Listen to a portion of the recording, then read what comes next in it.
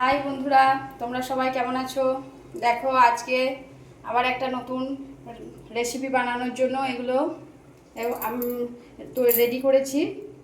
এগুলো আমার চিকেনগুলোকে আমি ছোট ছোট করে পিস পিস করে কেটে নিয়েছি। এটা দিয়ে চিকেন স্টিক বানাবো। চিকেন স্টিক বানানোর জন্য দেখুন কি কি আমি মশলাগুলো দিচ্ছি। একটু হলুদ দিয়ে নিচ্ছি, পরিমাণ মতো লবণ, আদা রসুন জিরে বাটা,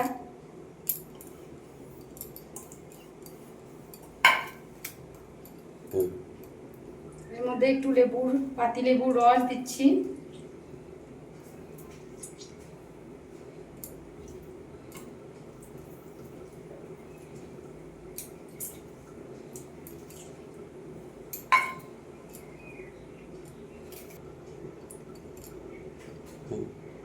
হালকা একটু ধনেপাতা দিয়ে দিচ্ছি, অল্প পরিমাণ দিয়ে দিচ্ছি একটু কর্নফ্লাওয়ার,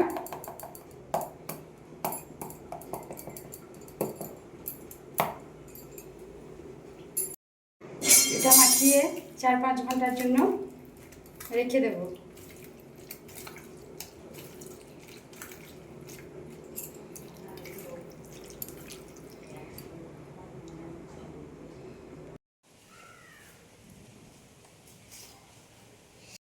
এটাকে দেখো মাখিয়ে রাখা চিকেনটাকে আমি এবার এক এক করে কাঠির মধ্যে স্টিক বানানোর জন্য গেঁথে নেব।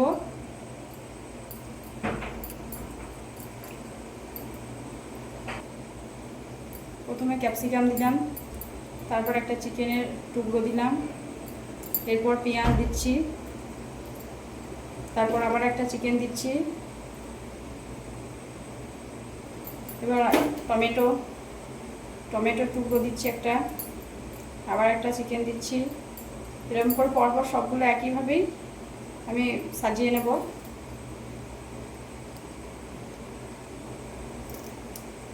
সবগুলো এক এক করে গেঁথে নিয়েছি। অ্যারারুটটা গুলে নিচ্ছি অল্প পরিমাণ একটু জল দিয়ে।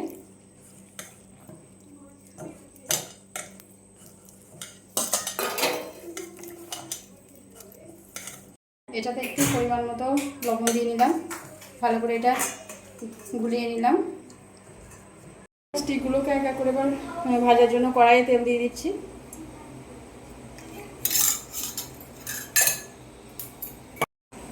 এক এক করে এরপর স্টিকগুলোকে অ্যারারুটের সাথে মাখিয়ে নিয়ে কড়াইয়ে তেলে দিয়ে দেবো ভাজার জন্য।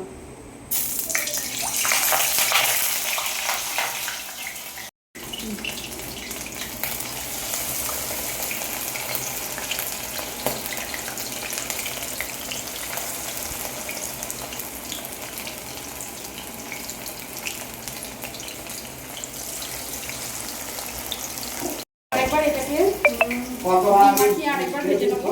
আমার সব ভাজা হয়ে গেছে। আরেকবার ডিমটা দিয়ে আরেকবার তাছাড়া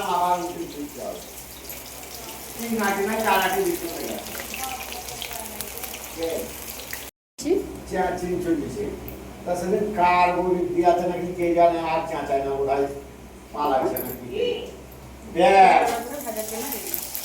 কার বই ক্যাসেট কিনেছিলাম।